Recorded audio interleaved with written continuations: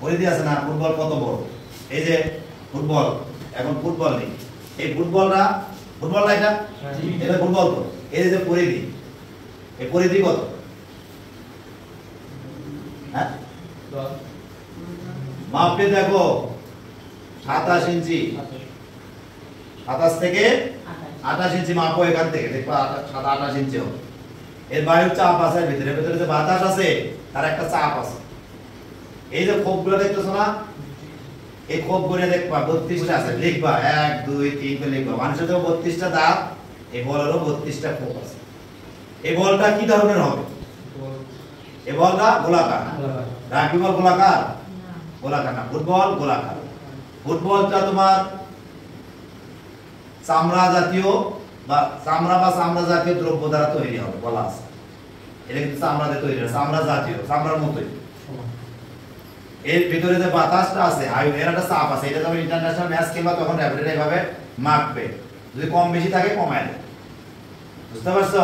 এই ফুটবল এটা হচ্ছে 2 নম্বর আইন, আর মাপটা হচ্ছে 1 নম্বর আইন।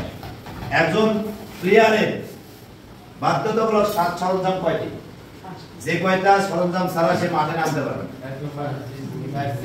এখন আমি বলি 5S বলি আমরা, 5S। প্রথমত শু, এখানে বলা হয়নি বুট। দ্বিতীয়ত সক্স, মোজা। তৃতীয়ত সেফগার্ড। চতুর্থত শর্ট মানে প্যান্ট। পঞ্চম হচ্ছে শার্ট। তাহলে 5S হলো না 5টা S না? প্রথম অক্ষর সবারই 5 না? বুঝতে পারছো? তাহলে এই 5S এইটা ছাড়া তুমি যখন কোনো ইন্টারন্যাশনাল ম্যাচ খেলতে নামবা তোমাকে নামতে দেবে, তোমার সেফগার্ড না থাকলে বার করে দেবে, তোমার মোজা না থাকলে আউট করে দেবে। অর্থাৎ তোমাকে একজন, মনে করো যে ফুটবল প্লেয়ারের বাধ্যতামূলক সাজ সরঞ্জাম 5টি, এই 5টা তোমাকে থাকতেই হবে, তাহলে তুমি মাঠে খেতে পারবে। ক্লিয়ার? এখন আসো, একজন খেলা পরিচালনা করতে কি লাগে? রেফারি। একজন রেফারি, 2 জন সহকারী রেফারি, একজন কোর্ট রেফারি, একজন ম্যাচ কমিশনার। এই 5 জন মিলে একটা টিম, এই টিম খেলা পরিচালনা করে। একটা ফুটবল খেলি যে আমরা কত সময় ধরে খেলি? একটা ফুটবল কতক্ষণ খেলবো? ইন্টারন্যাশনালি যদি আমরা আইন বলি তাহলে বলবো 90 মিনিট, 45 মিনিট খেলার পরে 15 মিনিট বিরতি, আবার 45। এটা যদি রেজাল্ট না হয় বাইলস ফলো করে আমাদের চলতে হবে। বাইলস যদি থাকে আবার 15 মিনিট খেলা যদি কয় যে না 90 মিনিটের পর ডাইরেক্ট ট্রাইব্রেকার। আমি জসিমের কমেন্টসে একদিন আমি বলছিলাম, মনে হয় আমার মনে আছে, যে জসিম লিখছিল যে পেনাল্টিতে হেরে গেলাম। পেনাল্টি কখন হয় আর ট্রাইব্রেকার কখন হয়? পেনাল্টি হচ্ছে জরিমানা। আজকে শিখে দাও যারা প্লেয়ার আছো, পেনাল্টি হচ্ছে 90 মিনিট খেলা চলা অবস্থায় পেনাল্টি এরিয়ার মধ্যে আমার প্লেয়ার কোনো অপরাধ করলে সেই অপরাধের শাস্তি স্বরূপ পেনাল্টি শট দেওয়া হয়। এই গোলে যদি আমি হেরে যাই তাহলে আমি ফেসবুকে লিখবো পেনাল্টি শটে হেরে গেলাম। কিন্তু যদি দুই দলেরই গোল সমান হয়, গোল খাইছি 7-7, 2-2, 1-1, 0-0, তখন যদি আমার ফলাফল নির্ধারণের জন্য ট্রাইব্রেকার হয় তখন আমি লিখবো যে ট্রাইব্রেকারে হেরে গেলাম। মনে রাখবে, কারণ এখন ফেসবুকের যুগ, তুমি একটা জিনিস লিখলে ওটা সবাই দেখে।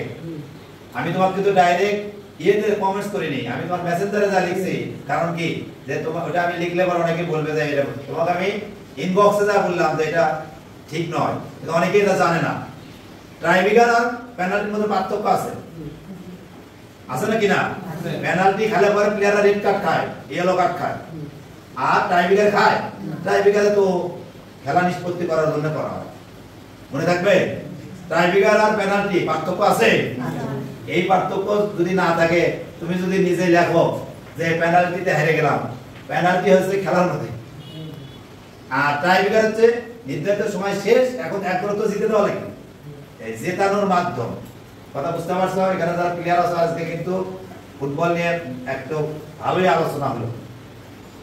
এখন যদি বলি আমি ফাউল কিভাবে হয়, ওটা বলতে গেলে কয়টা বাজে? টাইম তো হবে না, সময় 9টা বাজছে, 9টা 12, 9টা পার হয়ে জামা কাপড় দিয়ে আসা লাগবে 11টা।